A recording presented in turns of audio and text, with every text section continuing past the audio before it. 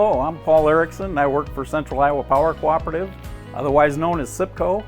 And I want to talk to you today about some of the cool areas you might have in your house. Now that we've got more snow and wind speeds and temperatures that are dropping, wind speeds are going up, some energy efficiency ways to reduce the leaks that bring that cold air into your house and make it less comfortable.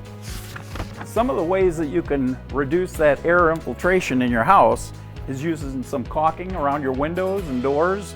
And this can come in a pressurized can. You can buy the type that you put in a caulking gun, or you can use the type that you use just by hand, just to seal up those holes. And if you look around your door, there might be some daylight coming in from outside, and say you have an 1/8 of an inch that you can see at the top and it works its way down. Well, if you get 8 inches down, that 1/8 of an inch would be a square 1-inch hole that you would have in the side of your house.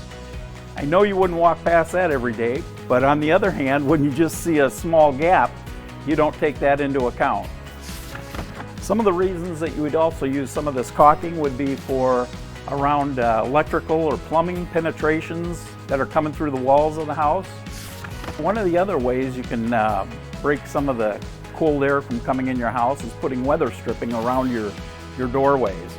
And that would be on the sides, the top, and maybe even a threshold sweep that you would have on the bottom. You can insulate your outlets, and these cost about $1. You get about a half a dozen of them, and you put those behind the outlets on an exterior wall, and that'll cut down the airflow that comes out the holes of the outlets and switches. Okay, the last couple things I want to talk to you about are recessed lighting, which would be your can lighting in your ceilings. They make a little insulation cup. It's like a styrofoam container that goes over the top of your lights, helps the air that would come down through those fixtures. And then the last thing would be an attic hatchway, where you've got a board that maybe you lift up, get into your attic. You need a little bit of insulation over the top of that.